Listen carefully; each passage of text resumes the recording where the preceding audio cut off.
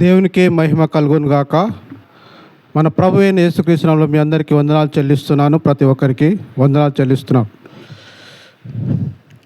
మనం ఆరాధన చేసుకునే ముందు, దేవుణ్ణి ఆరాధించక ముందు దేవుని వాక్యాన్ని శ్రద్ధగా చదువుకొని దేవుని మాటను మనం విని దేవుణ్ణి ఆరాధన మాటల వర్తమానాన్ని అనుసరించి దేవుణ్ణి ఆరాధించేవారిగా ఉన్నాము.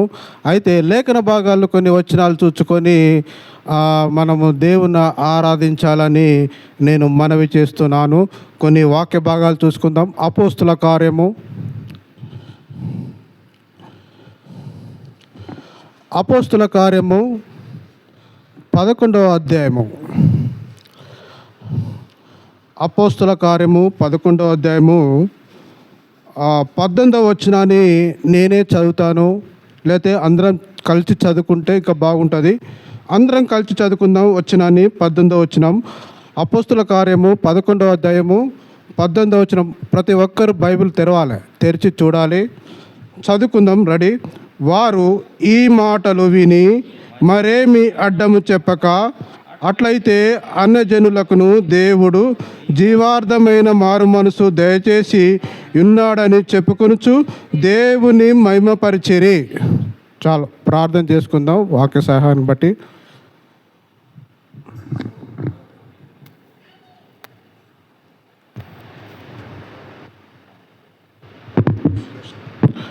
మహాపరిశుద్ధుడా, దయగల తండ్రి, స్తోత్రం నైనా. గొప్ప దేవుడు, సర్వశక్తిమంతుడు, మాతో మాట్లాడే దేవుడు నేను తండ్రి. ఆయా ఈ 2 ఆరాధనలో నేను తండ్రి, ఆయా నీ సన్నిధిలో నేను తండ్రి, ఆయా నేను తండ్రి నీ మాటలు చదవడానికి కృపనిచ్చినందుకు స్తోత్రాలనైనా. నీ మాటలు నా నోరుగా బూరగా నీ శిలోచాటును మరుగుపరుచుకొని ఆయా మీరే మాట్లాడమని ప్రార్థిస్తూ నిన్ను స్తుతిస్తున్నా తండ్రి. ఆయా నేను తండ్రి ఆ మాటలు నేను తండ్రి అర్థం చేసుకునే మనసును, గ్రహింపును ఆయా మాకు దయచేయమని ఆయా నేను ప్రార్థిస్తూ నేను స్తుతిస్తున్న తండ్రి. ఆయా ఏ మాటల ద్వారా నేను తండ్రి మీరు మాట్లాడబోతున్నారో ఆ మాటల ద్వారా నేను తండ్రి విని ఆయా జీవార్థమైన మాటలతో నేను తండ్రి నేను స్తుతించే మనసును మాకు మా అందరికీ దయచేయమని యేసుక్రీస్తు నామములో వేడుకుంటున్నాం పరమ తండ్రి. ఆమేన్.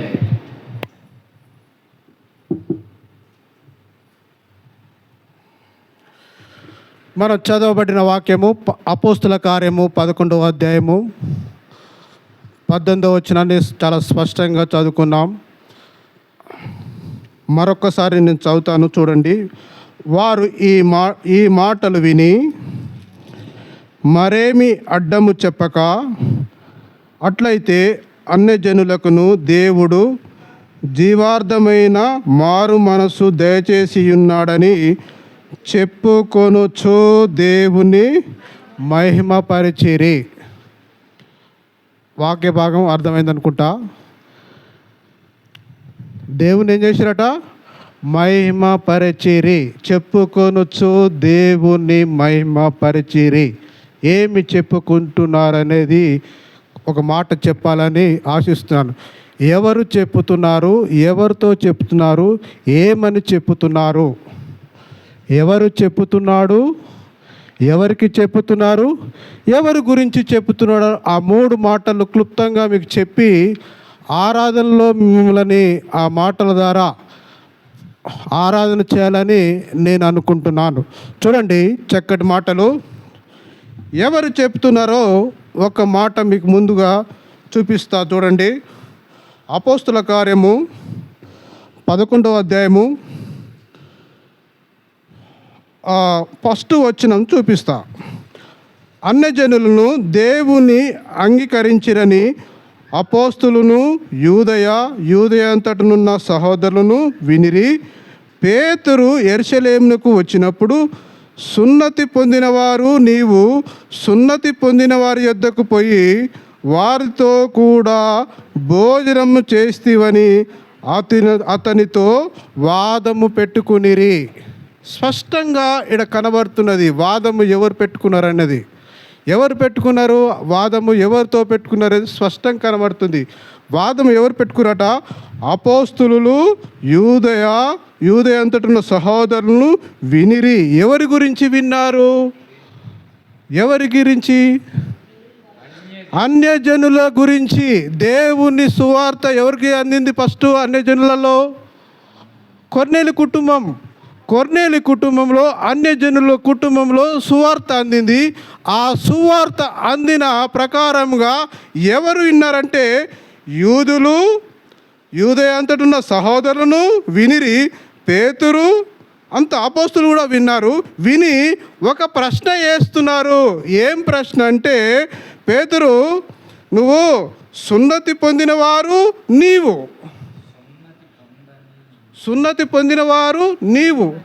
పొందిరు ఉన్నారు. వినిరి వారితో నువ్వేం చేసినవాట? భోజనం చేసిరు. ఓరు పొందలేరు. నువ్వు సున్నతి పొందిన వారి యొద్దకు పోయి భోజనం చేసిరు. అయితే సున్నతి పొందిన వారు ఉన్నారు పేతురుతో సహా. పేతురు పోయి సున్నతి పొందని వారి యొద్దకు పోయి భోజనం చేసిరు. పొందిన వారు ఉన్నారు పేతురుతోటి, పొందని వారితో ఎవరు? కొర్నేలి.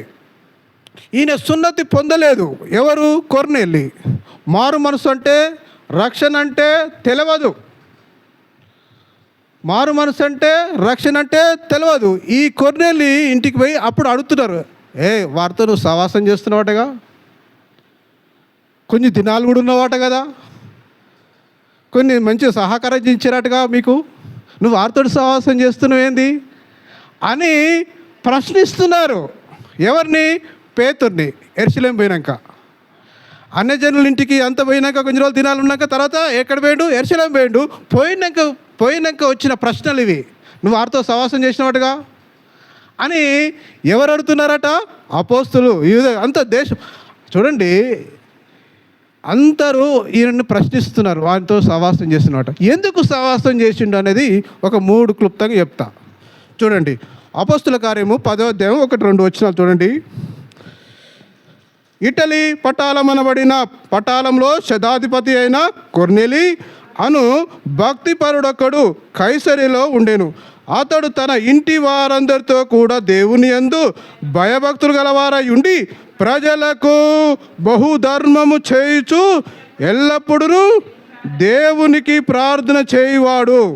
పగలు ఇంచుమించు 3 గంటల వేళ దేవునికి దూత అతని యొద్దకు వచ్చి, కొర్నేలి అని పిలుచుట దర్శనమందు తేటగా అతనికి కనబడేను. చూడండి, ఇప్పుడు నా వైపు చూడండి. ఈయన చేస్తుంది ప్రార్థన. ఏం చేస్తున్నాడు? ప్రార్థన చేస్తున్నాడు. ఈయన ధర్మకార్యాలు, బాబు నీ ధర్మకార్యాలు వింటున్నారు. నీ ఇంటి వారందరితో అందరితో ప్రార్థన చేస్తున్నారు. బాగానే ఉంది. ఏముంది ఇంట్లో? ప్రార్థన ఉన్నది. నీ కుటుంబంతో సహా ప్రార్థన చేస్తున్నారు. నువ్వు చేస్తున్న ధర్మకార్యాలన్నీ బాగానే ఉన్నాయి. నీ ప్రార్థనలన్నీ విన్నపములు దేవుని సన్నిధిలో చేరుతున్నాయి అని దూత వచ్చి ఇతనితో మాట్లాడుతుంది. చూసిరా, మాట్లాడుతుంది. అన్నీ బాగానే ఉన్నాయి. నువ్వు చేస్తున్న ధర్మం బాగానే ఉంది. గుడ్. నువ్వు చేస్తున్న ప్రార్థన బాగానే ఉంది. నీ కుటుంబంతో, పిల్లలతో, సహవాసంతో బాగానే ఉన్నది. ప్రార్థనలు అన్నీ బాగున్నాయి. కానీ ఒకటి లోపం ఉంది. ఏమున్నది? ఒకటి లోపం ఉన్నది ఈ కుటుంబంలో అని దేవదూత వచ్చి చెప్తుంది. ఏమంటుంది చూడండి, 4వ వచనం. అతడు దూత వైపు తేరి చూచి భయపడి, ప్రభువా ఏమని అడిగాను. అందుకు దూత, నీ ప్రార్థనలు, నీ ధర్మకార్యములు దేవుని సన్నిధికి జ్ఞాపకార్థంగా చేరినవి. అంటే ఐడెంటిఫై అయినాయి. ఎక్కడైనాయి? పరలోకంలో ఐడెంటిఫై అయినాయి. బాబు నీ అంత ప్రార్థన బాగుంది, నువ్వు చేస్తున్న ధర్మకార్యాలన్నీ బాగానే ఉన్నాయి అని దేవదూత వచ్చినట్టుగా మాట్లాడుతున్నట్టుగా, కొర్నేలితో మాట్లాడుతున్నట్టుగా మన వాక్య భాగం చూస్తున్నాం. చూడండి, అయితే బాగున్నాయి. అయితే ఇప్పుడు చూడండి, ఇప్పుడు నీవు యుప్పేకు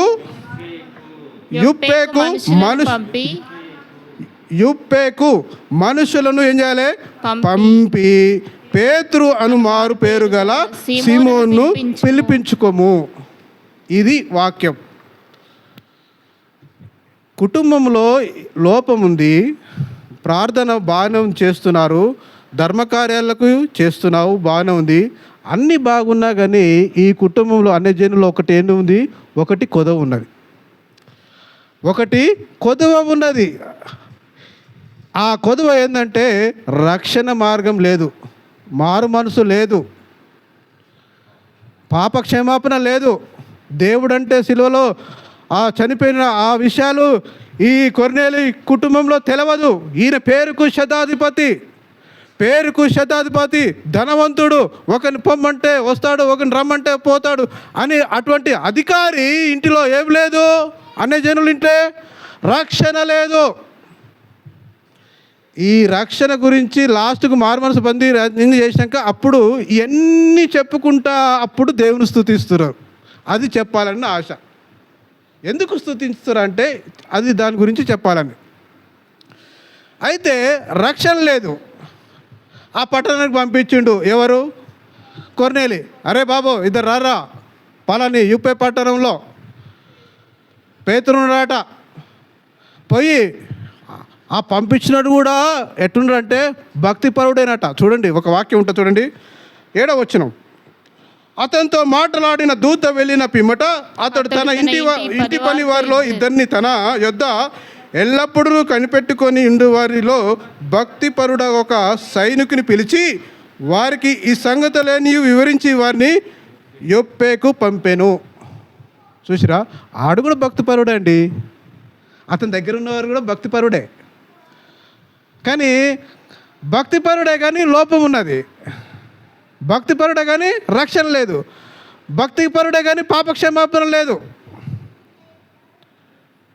అర్థమైందా? ఒక ఆయన వచ్చిండు యేసు ప్రభు దగ్గరికి. అప్పుడున్నప్పుడే, సద్బోధకుడా, నిత్య జీవం పొందాలంటే నేనే మంచి కార్యాలు చేయాలంటే ఏమన్నాడు ఆయన? చూడండి, ఆ మాట కూడా ఉంటుంది.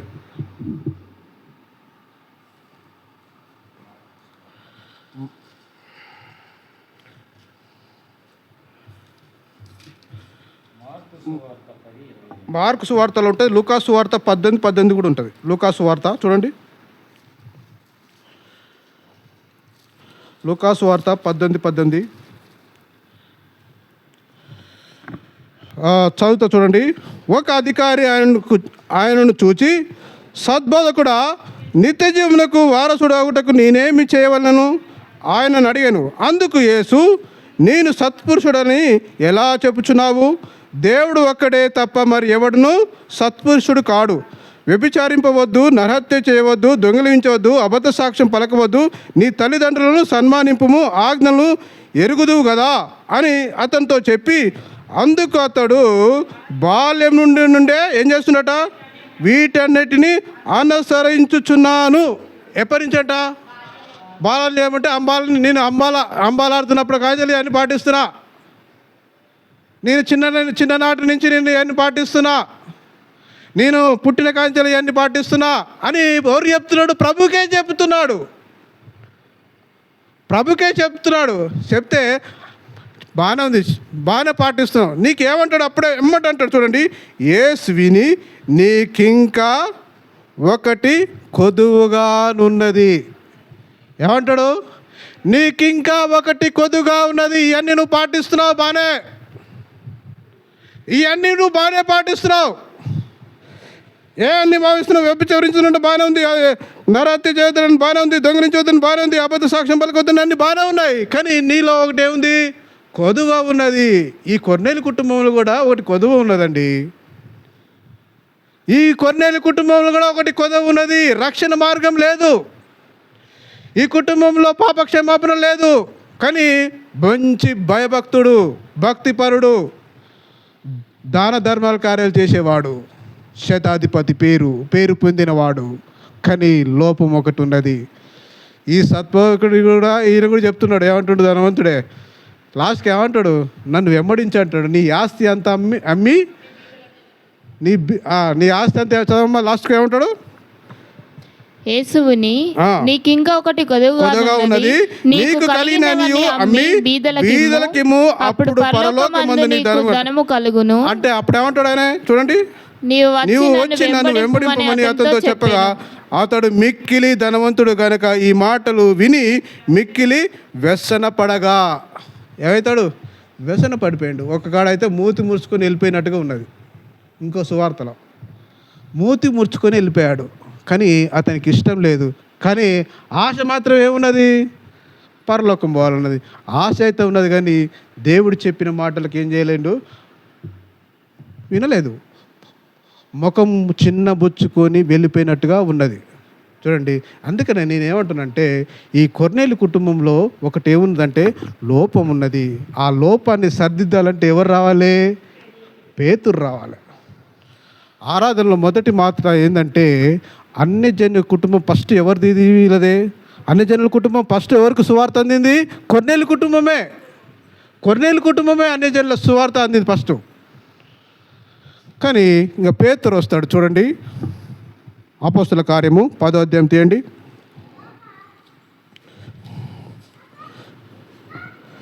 23వ వచనం.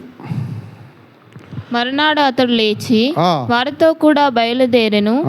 యొప్పేవారైన కొందరు సహోదరులు వారితో కూడా వెళ్ళిరి. మరునాడు వారు కైసరులో ప్రవేశించిరి. అప్పుడు కొర్నేలి అను బంధువులను ముఖ్య స్నేహితులను పిలిపించి వారి కొరకు కనిపెట్టుకొని ఉండెను. పేతురు లోపలికి రాగా కొర్నేలి అతన్ని ఎదుర్కొని అతని పాదముల మీద పడి నమస్కారం చేసెను. అందుకు పేతురు, నువ్వు లేచి నిలుము, నేను కూడా నరుడే అని చెప్పి అతని లేవనెత్తి. చూడండి, ఇక పిలుచుకొచ్చారు. ఎవరిని పిలుచుకొచ్చారు? పలానా ఇంటికాడ ఆడున్నాడు, పోయి పిలుచుకురారంటే పిలుచుకొచ్చిండు. మరునాడు వచ్చారు. ఎవరి ఇంటికి వచ్చిండండి? కొర్నేలి వాళ్ళ ఇంటికి వచ్చారు. ఎవరి ఇంటికి వచ్చారు? కొర్నేలి ఇంటికి వచ్చినాక ఎవరు వచ్చారు? పేతురు వచ్చారు. పేతురు ఇంటికి రాగానే ఎవరెవరు ఉన్నారు చెప్పాలి? కొర్నేలి ఇంట్లో బంధువులు ఉన్నారు, స్నేహితులు ఉన్నారు, ఇంకా చాలామంది ఉండొచ్చు, దాదాపుగా చాలామంది ఉండొచ్చు. పేతురు బైబిల్లో వాక్యం ఏముందంటే అనేకులు ఉన్నారు. ఎవరట? అనేకులు ఉన్నారని ఉన్నది వాక్యం. అయితే వీళ్ళని నాకు అనిపిస్తుంది ఏమని పిలిపించి రమ్మండవచ్చు కొర్నేలి? ఆయన ఫంక్షన్ అయితే చేస్తలేడు, ఏ దావత్ అయితే చేస్తలేడు, మరొకటి అయితే ఇంకేం చేస్తలేడు. ఏమని పిలిపించవచ్చు స్నేహితుల్ని, బంధువుల్ని? ఇప్పుడు మన చిన్న కార్యక్రమం, మనం ఇంట్లో కుటుంబం ఉంటుందా, కూటమి పెట్టుకుంటారు, ఒక పాస్టర్ని పిలిపించి ఇంట్లో కుటుంబ ప్రార్థన పెట్టించారు అనుకో, నీ బంధువులను ఎలా పిలుస్తావు? నా ఇంట్లో ప్రార్థన ఉండదని పిలుస్తావా, లేకపోతే మా ఇంట్లో బర్త్డే ఉంది, లేకపోతే మరొకటి ఉందని పిలుస్తారా? చూడండి, కొర్నేలి కుటుంబము అతన్ని పిలిపించుకొచ్చింది అందరినీ, బంధువుల్ని, స్నేహితుల్ని, అనేకులు. ఆ కుటుంబం వస్తే పేతురు చూసి, బా ఇప్పుడు ఇంతమందికి నేను సువార్త చెప్పాలి. ఒక్క కుటుంబం ద్వారా ఎంతమందికి సువార్త వెళ్తుంది? ఒక కుటుంబం ద్వారా బంధువులకు, స్నేహితులకు, ఒక అనేకులకు వెళ్తుందంటే ఏంది ఆ కుటుంబము? ఈ కుటుంబమే రక్షణ లేదు.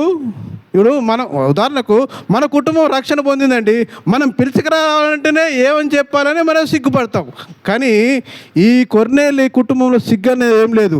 బంధువుల్ని, స్నేహితులు, అనేకుల్ని పిలిపించుకొచ్చి ఏడ కూర్చోబెట్టిండు? వారి గృహంలో కూర్చోబెట్టిండు. కొర్నేలి కుటుంబంలో కూర్చోబెట్టి అప్పుడు పేతుర్ని ఇంట్లోకి రమ్మని, అప్పుడు చూడండి ఏముంటుందో, 26వ వచనం. అందుకు పేతురు, నువ్వు లేచి నిలుము, నేను కూడా నరుడనే అని చెప్పి అతని లేవనెత్తి అతనితో మాట్లాడుచు లోపలికి వచ్చి అనేకులు కూడియుండుట. ఎంతమంది అమ్మా? అనేకులు కూడియుండుట. అప్పుడు పేతురుకి ఎంత సంతోషమైందో. అనేకులు కూడియుండుట. మన సంఘములో కూడా అనేకులు కూడాలి. ఏంది? సంఘములో అనేకులు కూడాలి. ఇంటికి ఎవరైనా బంధువులు వస్తే నువ్వు తీసుకురావాలి, సంఘానికి నాతో పాటు రావాలి. వాళ్ళని వంట చేసి పెట్టకూడదు కాడా, వంట చేయి మీ ప్రార్థన పోయేస్తే వంట చేసి ఉంచి పెట్టనేది కాదాడా. అనేకులు నీ సన్నిధికి తీసుకురావాలి, దేవుని సన్నిధికి. బంధువులు వచ్చినా, స్నేహితులు వచ్చినా వాళ్ళ ఇంటి దగ్గర కూర్చోబెట్టి రావద్దు, సంఘానికి తీసుకొచ్చే వారికి ఉండాలి. ఈ కొర్నేలి కుటుంబము ఎలా ఉందంటే అనేకులను పిలిచిన కుటుంబము. అనేకులను పిలిచిన కుటుంబం ఇది. అధికారి అన్నప్పుడు తెలియదు అందరికీ పరిచయం ఉంటుంది. ఈ శతాధిపతి చూడాలి, నా వైపు చూడాలి. అందరికీ పరిచయం ఉంటుంది ఈ అధికారి. వచ్చి ఏమంటుండో చూడండి. చూడాలి, వాక్యం చూడాలి. అనేకులు కూడింట చూచి అప్పుడు అతడు అన్యజాతి వానితో సహవాసము చేయుటైనను అట్టి వారిని ముట్టుకున్నటకైనను యూదునికి ధర్మం కాదని మీకు తెలియను. అయితే ఏ మనుషుడును నిషేధింపదగినవాడైనను అపవిత్రుడైనను చెప్పకూడదని దేవుడు నాకు చూపియున్నాడు అని చెప్పి ఏమంటుడు, కాబట్టి నన్ను పిలిచినప్పుడు అడ్డమేమి చెప్పక వచ్చి తిని గనుక ఎందు నిమిత్తము నన్ను పిలవనంపితిరో దాని గురించి అడుగుచున్నానని వారితో చెప్పాను. అడుగుతున్నాను, నన్ను ఎందుకు పిలిచిరు ఏమిటి అంటే అప్పుడు చెప్తాడు కొర్నేలి, అయ్యా మా కుటుంబంలో నేను నా బిడ్డలం నా భార్య ఒకరోజు ప్రార్థన చేస్తుంటే ఒక దూత వచ్చింది. దూత వచ్చి, అయ్యా కొర్నేలే, నువ్వు చేస్తున్న ప్రార్థనలో నువ్వు చేస్తున్న ధర్మకార్యాలన్నీ దేవుని సన్నిధిలో చేరాయ్యా, దేవుని సన్నిధిలో చేరాయని ఆ దూత వచ్చి చెప్పుతుంటే ఆ మాటలు ఎవరికి చెప్తున్నాడు? పేతురు గారికి చెప్తున్నాడు. పేతురు గారికి చెప్తున్నాడు. ఈ మాటలన్నీ చెప్తుంటే అప్పుడు ఇక పేతురిని ఇక చూడండి ఏమంటాడో చూడండి. ఒక మాట 32వ వచనం, పేతురు అను మారు పేరు గల సిమోను పిలిపించుము అతడు ఇదంతా చూడండి. 34వ వచనం, ఇక అప్పుడు దేవుడు పక్షపాతి కాడని నిజముగా గ్రహించి ఉన్నాడు. ఎవరు గ్రహించరు? పేతురు గ్రహించాడు. అయితే వాళ్ళకి అర్థం కాదు ఏంటంటే అక్కడ యూదులకే దేవుడే కదా, అనే జనులకు కూడా దేవుడా అని. అప్పుడు ఎవరికి గ్రహింపు వచ్చింది? పేతురుకు గ్రహింపు వచ్చింది. అరే అన్ని జాతులు కూడా ప్రేరేపిస్తాడా? అన్ని జాతులు కూడా ప్రేరేపిస్తాడా ఈ ప్రభు? అందరికీ దేవుడు అవుతుండా అన్నట్టు గ్రహింపు ఎవరికి వచ్చింది? పేతురుకు వచ్చింది. అయితే ఏమంటాడు? దేవుడు పక్షపాతి కాడని నిజంగా గ్రహింపొచ్చింది పేతురుకు. అప్పటిదాకా తెలియదు పేతురుకు. ఈ అన్యజనులను కూడా దేవుడు దర్శిస్తాడు అనేది కూడా పేతురుకు తెలియదు. అప్పుడు గ్రహించి ఏమంటున్నాడు? ప్రతి జనములోను ఆయనకు భయపడి నీతిగా నడుచుకుని వారిని ఆయనను అంగీకరించి యేసుక్రీస్తు అందరికీ ప్రభువు ఆయన ద్వారా చెప్పింది. చాలు. అప్పుడు ఏమంటుడు? యేసుక్రీస్తు అందరికీ ప్రభువు, ఒక్కరికే కాదు, ఒక యూదులకే దేవుడు కాదు, అన్యులకు దేవుడే. ఎవరికి దేవుడు? అందరికీ దేవుడే, అందరికీ ప్రభువే అని నోరు తెరిచి ప్రభు వాక్యము కొన్నేళ్ళ ఇంటిలో ఏం చెప్తున్నాడు పేతురు? ఒక ప్రసంగం చెప్తున్నాడు. యేసుక్రీస్తు అందరికీ ప్రభు అంటే అనేకులు విన్నవారు వింటున్నారా? వింటలేరా? ఆ ఇంటిలో ఎవరెవరు ఉన్నారు? ఫస్ట్ మనం ఇలాగ చూసినావు, బంధువులు ఉన్నారు, స్నేహితులు అందరూ అనేకులు ఉన్నారు, ఇంకా చాలామంది ఉండొచ్చు. కొన్నేళ్ళకి తెలిసిన వారు అందరూ ఉండొచ్చు. ఇంకా అవసరం వస్తే ఆయన ఉన్న హోదాలో కూడా ఉన్న మనుషులు కూడా ఉండొచ్చు. కానీ పేతురు ప్రసంగము అందరూ విన్నారు. ఏం చేశారు? పేతురు ప్రసంగము అందరూ విన్నారు. కొర్నేలు కుటుంబంలో చూడండి ఎంత ధన్యత. ఆ సువార్త చెప్తున్నాడు. ఆ కొర్నేలు కుటుంబంలో బంధువులు, స్నేహితులు అనేకులు ఆ పేతురు చెప్పిన ప్రసంగాన్ని వింటున్నారు. చూడండి, వింటుంటే ఏమైందో చూడండి. ఎన్నో వచనం అన్నా? 40వ వచనం చూడండి. దేవుడు ఆయన్ను 3వ దినము లేపి ప్రజలందరికీ కాక దేవుని చేత ముందుగా ఏర్పరచబడిన సాక్షులకి, అనగా ఇది అంతా చెప్తున్నాడు. మాకు ప్రభు ఎట్ట కనబడ్డాడు, యోహాను బాప్తిస్మం ప్రకటన తర్వాత గలిలేకు, యూదులకు, సంవత్సరములకు అదేవిధంగా దేవుడు నజరేయుడైన యేసుక్రీస్తు ఇదంతా చెప్తున్నాడు. ఏం చెప్తున్నాడంటే పరిశుద్ధాత్మ శక్తితో మేము అభిషేకించబడి నది దేవుడు ఆయనకు తోడై ఉన్నాడు కనుక ఇవన్నీ చెప్పుతుంటుంటే వారికి ఏమొచ్చిందట? దేవుడు ఆయన్ను 3వ దినం లేపి ప్రజలందరికీ కాక దేవుని చిత్తం ముందుగా ఏర్పరచబడిన వారికి సాక్షులకే, అనగా ఆయన మృతుల నుండి లేచిన తర్వాత ఆయనతో కూడా అన్నపానములు పుచ్చుకున్న వారికి మాకే ఏం చేసిండు? ప్రత్యక్షమైండు. మా అందరికీ. ఎవరికి? మేము ఎవరైతే 12 మంది శిష్యులు ఉన్నామో ప్రత్యక్షమైంది ఎవరికి? మాకు ప్రత్యక్షమైండు. మొదగాలు మాకు ప్రత్యక్షమైండు. ఆయన 3వ దినాలు లేచిండు. ఇదంతా ఈ దేవుని గురించి ఈ సువార్త అంతా ఆ కొర్నేలు కుటుంబంలో ఆయన ఏం చేస్తున్నాడంటే సువార్త ప్రకటిస్తున్నాడు పేతురు. పేతురు ప్రకటిస్తుంటే అప్పుడు ఏమైతుందో చూడండి. ఎన్నో వచనం అమ్మా 42వ వచనం చూడండి. ఇదియుగాక దేవుడు సజీవులకు మృతులకు న్యాయాధిపతిగా నియమించిన వాడు ఆయనే అని ప్రజలకు ప్రకటించి దృఢ సాక్ష్యం ఇవ్వాలని మాకు ఆజ్ఞాపించెను. ఆయన యందు విశ్వాసం ఉంచువాడు ఆయన నామం మూలంగా పాప క్షమాపణ పొందునని ప్రవక్తలందరూ ఆయన గురించి ఏం చేశారట? సాక్ష్యం ఇస్తున్నారు. పేతురు ఏం చేస్తున్నాడు? అంతా చెప్తున్నాడు, సాక్ష్యం ఇస్తున్నాడు. ప్రభు గురించి మొత్తం చెప్పాడు. ఆ కొర్నేలు కుటుంబంలో ఆ బంధువులు, స్నేహితులు అందరూ, అనేకులు వచ్చిన వారందరూ ఏం చేస్తున్నారు? ఆ కుటుంబంలో అందరు వింటున్నారు పేతురు చెప్పిన ప్రసంగాన్ని, దేవుడి గురించిన మాటలు వింటున్నారు. చూడండి ఎంత ధన్యత కొర్నేలు కుటుంబానికి. అందరినీ తీసుకొచ్చి దేవుని వాక్యం వినిపిస్తుందంటే, దేవుని వాక్యం ఆయన వినడమే కాదు, ఆయన మారు మనసు పొందడమే కాదు, ప్రజలందరూ అనేకులు వాక్యం వింటున్నారు. చూడండి, మనం కూడా ఒక్క కుటుంబము మనం రక్షణ పొందడానికి ఏం చేయాలి? ఒక్క కుటుంబం కూడా దేవుని సన్నిధిలో నడిపిలేం. అనేకులు అవసరం లేదండి, ఒక్క కుటుంబం ఒక్కరిని దేవుని సన్నిధికి వచ్చి వాక్యం వినిపియండి, దేవుని మాటలు వినిపియండి, దేవుడు మన కొరకు ఏం చేసినాడో ఆ మాటలు వినిపియండి. అసలు ఎందుకు ఈ ఆరాధన చేస్తున్నారంటే, ఈ కుటుంబం గురించే వీళ్ళు ఆరాధన చేస్తున్నారు. అన్ని జనుల్లో మేము ఇలా చేసినాము, ఇలా చేసిస్తుంటే, ఇలా ప్రకటిస్తుంటే వారికి ఏంది వాక్య శక్తి వచ్చి అందరు పరిశుద్ధాత్మతో వాళ్ళు ఏంటంటే నింపుదు. మనకు ఎలాగొచ్చిందో వారికి కూడా వచ్చిందండి. దాంతో ఆ చెప్తున్న మాటల ద్వారా వీళ్ళు పరిశుద్ధాత్మ ద్వారా చెప్తున్న మాటల ద్వారా వీళ్ళు దేవుడిని ఏం చేస్తారు? ఆరాధిస్తున్నారు. అది ఆరాధన.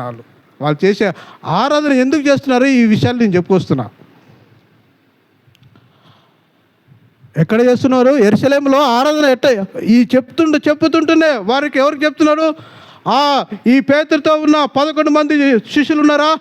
మీ ఇలా పలానా ఇంటికాడ, అన్ని జనుల ఇంటికి, కొన్నేళ్ళ ఇంటికాడ మీ ఇలా జరిగింది, ఆయన మనం పిలిపించినాడు. పిలిపిస్తే మేము ఏం చేస్తున్నాం? వాళ్ళ ఇంటికి పోగానే మా పాదాల దగ్గర కొన్నేళ్ళు పడితే మేము ఆయన లేవనెత్తి ఆ ఇంట్లో చూస్తుంటే అనేకులు ఉన్నారు, బంధువులు ఉన్నారు, స్నేహితులు ఉన్నారు. కానీ ఆయన చేస్తున్న దర్శనం అన్నీ మాకు చెప్తుంటే మేము నా నోరు తెరిచి నేను యేసుక్రీస్తు ప్రభు అందరికీ దేవుడు, ఆయన పక్షపాతి కాదని చెప్తుంటే అందరూ పరిశుద్ధాత్మ శక్తి వారి మీదకి ఏమైందంటే మన వల్లనే వారికి కూడా వచ్చిందని ఆ శిష్యులకు చెప్తున్న మాట ఇది, నేను చదివించిన మాట. అప్పుడు వాళ్ళు ఏం చేస్తున్నారంటే దేవుని మహింపరుస్తున్నారు. అదే చూడండి, కింది వచ్చిన చూడండి, 44 వచ్చిన. పేతురు ఈ మాటలు ఇంకా చెప్పుచుండగా ఏంటండి, అతని బోధ విన్నవారు అందరి మీదకి ఏమొచ్చిందట? పరిశుద్ధాత్మ దిగెను. సున్నతి పొందిన వారిలో పేతురుతో కూడా వచ్చిన విశ్వాసులందరూ పరిశుద్ధాత్మ వరము అన్య జనుల మీద ఏమిందట? సహితంగా కుమ్మరింపబడుట చూచి విభ్రాంతి నొందితిరి. ఏలైనగా వారు భాషలతో మాట్లాడుచు ఏం చేస్తున్నారట? చెప్పాలి, గట్టి చెప్పాలి. దేవుణ్ణి గణపరుస్తున్నారు. ఎవరు గణపరుస్తున్నారు? వాళ్ళ ఇంటి వారు అందరూ. వాళ్ళ ఇంటి వారు ఎవరున్నారు? చూసినాం ఇలాక బంధువులు ఉన్నారు. ఇది మర్చిపోద్ది స్తోత్రం. బంధువులు ఉన్నారు, స్నేహితులు అనేకులు ఉన్నారు. వాళ్ళందరి మీదకి ఏమొచ్చింది? పరిశుద్ధాత్మ వచ్చింది. ఇక వాళ్ళు స్ప్రోయిలు ఎట్టున్నారంటే దేవుని ఆరాధించేవారు. ఈ విషయాలన్నీ ఏం చేస్తారు చూడండి, ఏమంటుండు? దేవుని గణపరచుచుండగా వినిరి. అందుకు పేతురు, మన వలే పరిశుద్ధాత్మ పొందిన వీరు బాప్తిజం పొందకుండా ఎవడైనను నీలకు ఆటంకం చేయగలవాడా అని చెప్పి యేసుక్రీస్తు నామం వారు బాప్తిజం పొందవాలని ఏం చేసినట? ఆజ్ఞాపించను. తర్వాత కొన్ని దినములు మా యొద్ద ఉండమని వారు అతన్ని వేడుకున్నారట. ఏడుకుండు ఎవరు? కొన్నేళ్ళు ఆడుకుని, మా అయ్యా మేము పరిశుద్ధాత్మ పొందినాం, నువ్వు దేవుడు అంటే మాకు చూపించినాం. కొన్ని దినాలు అయ్యా. ఎన్ని దినాలు? కొన్ని దినాలు మా దగ్గర ఉండయ్యా అని. మరి ఆ కొన్ని దినాలు ఇంకేం చెప్పిండో తెలియదు. అది ఈ కొన్ని దినాలుండి వారు మారు మనసు పొంది రక్షణ పొంది అనేకులు అందరు పరిశుద్ధాత్మతను పొంది ఇవన్నీ అన్నజనులకు ఈ సువార్త అందినందుకు ఎక్కడ దేశాలకు వెళ్ళిందట? యూదయ ప్రాంతానికి, ఆ మొత్తం ప్రాంతాలకు అందరికీ అబ్బా కొర్నేలి కుటుంబము అన్నజనుల కుటుంబము రక్షణ పొందింది, మారు మనసు పొందింది, అందరికీ తెలిసింది, ప్రజలందరికీ తెలిసింది. ఇవాళ రేపు మనం మాసమంతా రక్షణ పొందితే పక్కింటోని కూడా తెలియదు, తెలుసా? పక్కింటోనికి తెలియదు. గీడ రక్షణ పొందిన మన తాగిపోతాడు గాడపడితే మేము తీసుకొచ్చినాం, వీడేడ పడిందేండు, వీడు రక్షణ పొందిండట, నాకు నవ్వొస్తుంది అని అంటావు. కానీ ఈయన కొర్నేలు కుటుంబం రక్షణ పొందింది, వాళ్ళ ఇంటికి వచ్చిన బంధువులు స్నేహితులు అందరూ రక్షణ పొందింది అని ఎక్కడ తెలిసిందట? దేశమంతటా యూదులందరూ ఆయనైతే ఎవరికైతే ధర్మకార్యాలు చేసిండో అందరికీ తెలిసిపోయింది.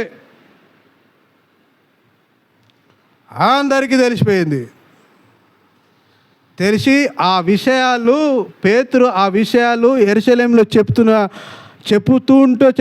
చెప్తుంటే ఎవరైతే ప్రశ్నించారో వాళ్ళు కూడా పేతురుతో సహా ఏం చేశారట? దేవుణ్ణి స్తుతించడము మొదలుపెట్టారు. అప్పుడు దేవుణ్ణి మహిమపరిచిరి. ఈ విషయాలు, ఈ కొర్నేలు కుటుంబంలో అన్ని విషయాలన్నీ ఏదైతే జరిగిన విషయాలు ఈ పేతురు ఆ వారితో చెప్తున్నప్పుడు, ఇవి అన్నీ చేస్తున్నప్పుడు, ఆ పేతురు చెప్తున్నప్పుడు అప్పుడు వాళ్ళు ఏం చేస్తారు? అవి వినుకుంటా ఇలా అయిందా, అలా అయిందా, అవునా, ఇన్ని దినాలు ఉన్నారా, వాళ్ళు పరిశుద్ధాత్మ దిగొచ్చిందా మన వల్లే, ఇవన్నీ ఇట్లా అయినాయా, వాళ్ళంతా రక్షణ పొందారా, అవన్నీ పేతురు చెప్తుంటే అవును ఇట్లా జరిగిందంటే అప్పుడు ఏం చేసిరు?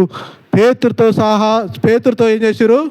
వాళ్ళు దేవుని స్తుతిస్తున్నారు, మహిమపరుస్తున్నారు, ఘనపరుస్తున్నారు. అప్పుడు చూడండి, మన కుటుంబం ఒక్కటి రక్షణ పొందితే పక్కింటోనికి తెలియదు, ఒక ప్రాంతం కూడా తెలియదు. కానీ నీ గురించి మరి ఒకవేళ చెప్పాలనుకుంటే, ఇప్పుడు అన్యజనుడే ఒక కొర్నేలు కుటుంబం నుంచి ఒక దేశాల్లో ఆయన్ని రక్షణ పొందిందని ఆ సేవకుడు ఎవరు? అది పేతురు చెప్తే మన కుటుంబం గురించి ఒక సేవకుడు చెప్పి అవి పలానా కుటుంబం అయితే వాళ్ళు రక్షణ పొందిరని, మరి మన కుటుంబం గురించి ఎవరు చెప్పాలి? మనం రక్షణ పొందాము, దేవుని మనం మహిమపరుస్తున్నాం, దేవుని ఆరాధిస్తున్నాం, బాగానే ఉంది. మరి మన కుటుంబం గురించి ఎవరు చెప్పాలి?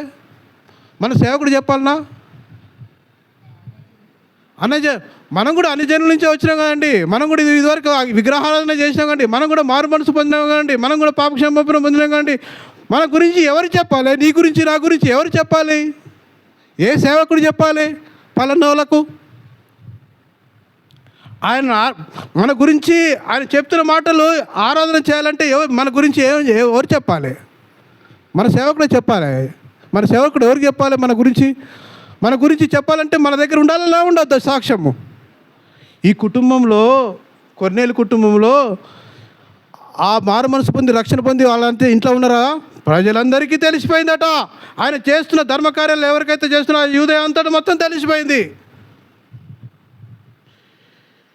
ఆ విషయాలు పేతురు వారితో, ఎవరితో? ఆ 11 మంది శిష్యులతో ఇది పంచుకున్న మాట, మేము ఇలా చేసినాం. నాతో పాటు ఇంకో కొంతమంది వచ్చిరే, ఒక 5-6 వారు కూడా ఏం చేశారు?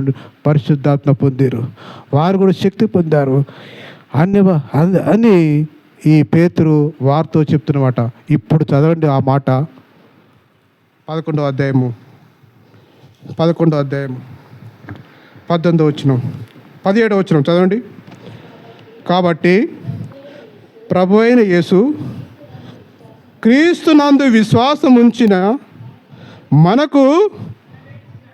మనకు అనుగ్రహించినట్లు దేవుడు వారికి కూడా, వారికి కూడా అంటే ఎవరికి? అన్యజనులకు, కొర్నేలు కుటుంబంలో చెప్పు. వారికి కూడా సమాన వరము. ఎవరి సమాన వరము? మనకి ఎలా ఉంచిందో సమాన వరము ప్రభు మనకి ఎలా ఇచ్చిండో వారికి కూడా సేమ్. ఆ అన్యజనులు సమానము, ఏమి డిఫరెంట్ లేదు ఇక్కడ.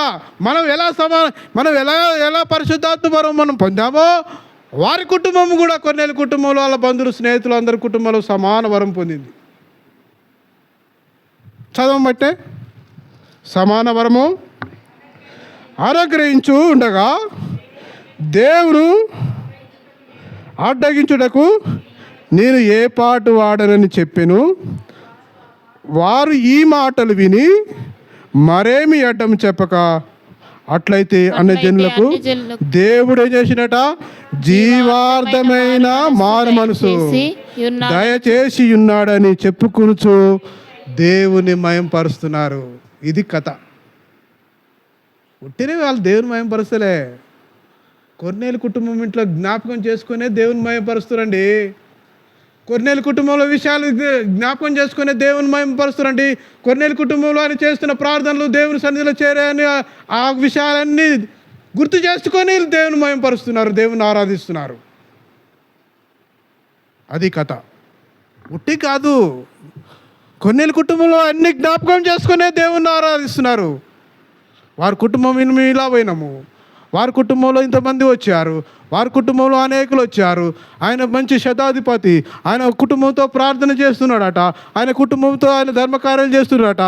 అన్ని ఆలోచనలు చేసుకొని దేవదూత వచ్చిందట, బాబు నీ కొర్నేలిని నీ కుటుంబంలో నీ ప్రార్థనలు నీ ధర్మకార్యాలు అన్నీ చెప్పిన దేవదూత కూడా ఆ విషయాలన్నీ ఎవరు చెప్పారు? కొర్నేలి ఆ పేతురుకి చెప్పాడు. ఆ విషయాలన్నీ మళ్ళీ పేతురు ఏం చేస్తున్నాడు? గుర్తు చేస్తున్న మాటలు ఇవన్నీ. ఆ పేతురు అన్నీ గుర్తు చేస్తున్నాడు. గుర్తు చేసుకుంటూ మేము ఇలా జరిగింది, మేము ఇట్లా పోయినా యేసుక్రీస్తు అందరికి ప్రభు ఇవన్నీ గుర్తు చేస్తుంటే ఆ శిష్యులకు చెప్తుంటే అప్పుడు శిష్యులు చేసిన ప్రశ్నకు ఈయన చెప్పుతున్న సమాధానానికి అప్పుడు వాళ్ళు ఏం చేస్తారు? దేవుని ఆరాధిస్తున్నారు. అవునా? చూడండి, దేవుడు పక్షపాతి కాదండి. దేవుడు పక్షపాతి కాడు. దేవుడికి అందరికీ యేసు ప్రభు, అందరికీ యేసు ప్రభు. నీకొక్కరికే కాదు, నాకొక్కరికే కాదు, ఆయన కూడా దేవుడు, నాకు దేవుడు, అందరికీ సమానం. చూడండి, దేవుని ఎలా ఆరాధిస్తారంటే వాళ్ళు అలా ఆరాధిస్తారు. దేవుని ఆరాధిస్తున్నాడు. అవన్నీ గుర్తు చేస్తుంటే పేతురు గుర్తు చేసుకొని మేము ఇలా చెప్పాం మేము మనకి ఏం చేసిన అన్నీ చెప్తుంటే అవన్నీ వినుకుంటా అవునా ఇలా జరిగిందా జరుగుతుంటే అప్పుడు ఏం చేస్తున్నాడంటే పేతురు చెప్పిన మాటలన్నీ వాళ్ళు వినుకుంటా వాళ్ళు కూడా వాళ్ళకి ఏం చేస్తారంటే దేవుని మహిమపరుస్తున్నారు. నేను చెప్పదలుచుకుంది, కొర్నేలు కుటుంబం పేతురు చెప్తుంటే దేవుని ఆరాధించారు. కానీ నీ కుటుంబం, నా కుటుంబము, ఒక సేవకుడు చెప్తుంటే, మన కుటుంబం గురించి ఒక సేవకుడు చెప్తుంటే, వేరే వారి గురించి చెప్తుంటే, అప్పుడు మన గురించి ఏం చెప్తాడు ఆ సేవకుడు? మన కుటుంబంలో ఏముందని? నా ఆరాధన పాయింట్ ఏంటంటే, మన కుటుంబంలో ఏముందని చెప్తాడు సేవకుడు అని నా ప్రశ్న. కొర్నేలు కుటుంబంలో ఇన్ని చెప్పాడు ఎవరు? పేతురు. ఇలా జరిగింది అలా జరిగింది అని చెప్పాడు. కానీ మన కుటుంబంలో ఏమున్నది? ఆరాధించడానికి మన కుటుంబంలో ఏమున్నదని? పోనీ నీ కుటుంబంలో నువ్వు మారు మనసు పొందిన బాగానే ఉంది, నీకు దేవుడు నీ ప్రార్థన విన్నాడు. నా కుటుంబం ద్వారా మా అత్త మారింది, నా కుటుంబం ద్వారా మా మామ మారిండు, నా కుటుంబం ద్వారా మా మామ మారిండు, నా కుటుంబం ద్వారా మా బామ్మారి మారిండు అని చెప్పగలుగుతామా? మరి చెప్పాలండి.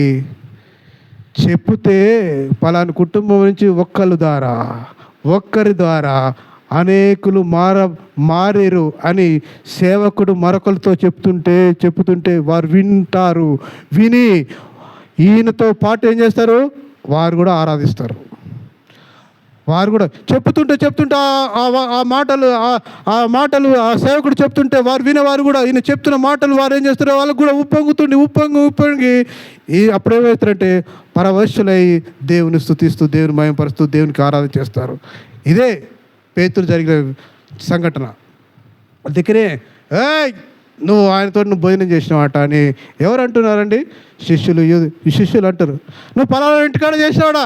నువ్వు అన్ని జనుల ఇంటికాడ నువ్వు ఏం చేసినావు? ఆ సున్నతి లేదే, ఆయన ఇంటికాడ నువ్వు భోజనం చేసినవాట అని ప్రశ్నిస్తే అప్పుడు చెప్తున్న మాటలు చూడండి. అపోస్తల కార్యం 11వ అధ్యాయము 11వ అధ్యాయం కొన్ని వచనాలు చూస్తా. 4వ వచనం, అందుకు పేతురు మొదట నుండి వరుసగా వారికి ఆ సంగతి ఇలాగా వివరించి చెప్పెను. నేను యోప్పే పట్టణంలో ప్రార్థన చేయుచుండగా పరవశుడైతిని. అప్పుడు ఒక దర్శనం నాకు కలిగెను. అది ఏదనగా 4 చెంగులు పట్టి దింపబడిన పెద్ద దుప్పటి వంటి యొక్క విధమైన పాత్ర ఆకాశం నుండి దిగి నా యొద్దకు వచ్చెను. దాని వైపు నేను తేరి చూచి పరీక్షింపగా భూమి యందుండు జంతువులను, అడవి మృగములను, ప్రాకడి పురుగులను, ఆకాశ పక్షులను నాకు కనబడెను. అప్పుడు పేతురును లేచి చంపుకొని తినుమని యొక్క శబ్దం నాతో చెప్పుట వింటిని. అందుకు నేను, వద్దు ప్రభా, నిషిద్ధమైన పవిత్రమైనది ఏది నా నోట ఏనాడనో పడలేదని. ఇది ఏంది దర్శనము? పలానా ఇంటికి నువ్వు పోవాల్సి వస్తేని ముందుగా దర్శనం ఇస్తున్నాడు. ఎవరు? దేవుడే దర్శిస్తున్నాడు. నువ్వు పోతే నువ్వు దాన్ని ఏం చేయంటే నిర్దోషమైంది నేను ఎందుకయ్యా, నా నోట ఎప్పుడు పడలేదు కదా, దాని నుండి నువ్వు పరిశుద్ధపరచుకుంది అంటే దానికి ఇదంతా ఏంది దర్శనం అంటే, నువ్వు పలానా ఇంటికి, నువ్వు కొర్నేలు ఇంటికి పోయి నువ్వు ఏం చేయాలి? సువార్త ప్రకటించాలి. ఇది ఆ సంఘటన. చూడండి, వాళ్ళంటే ఏం చేస్తున్నారంటే ఎంత చెప్పి లాస్ట్కి ఏం చేస్తుందంటే, అప్పుడు వారు ఈ మాటలు విని మరేమి అడ్డము చెప్పక, అట్లయితే అన్యజనులకు దేవుడు జీవార్థమైన మారు మనసు దయచేసి ఉన్నాడని చెప్పుకుంటూ దేవుని మహిమపరుస్తున్నారు. మనం కూడా దేవుని మహిమపరిచే వారు ఉండాలి. మన గురించి మనం కూడా ఎలా ఉండాలంటే, మన కుటుంబంలో మనం కూడా మారు మనసు పొంది మన కుటుంబంలో మన సేవకుడు ఒకరి గురించి చెప్తున్నప్పుడు వాళ్ళు కూడా దేవుని మహిమపరిచే వారికి ఉండాలి. వారు కూడా దేవుని మహిమపరిచేవారు. మనమందరం కూడా దేవుని మహిమపరిచే వారికి ఉండాలి. సంఘంలో రావటం పోవటమే కాదండి, రావటం పోవటం కాదు. మన కుటుంబంలో ఏమున్నది? ఏం చూసి మనల్ని కుటుంబంలో మనం ఆరాధించాలి. అవన్నీ మనం గ్రహించుకొని దేవుని మనం అందరం ఆరాధించే భద్రమై ఉన్నాము. ఈ వాక్యం దేవుడు దీవించును గాక. ఆమేన్.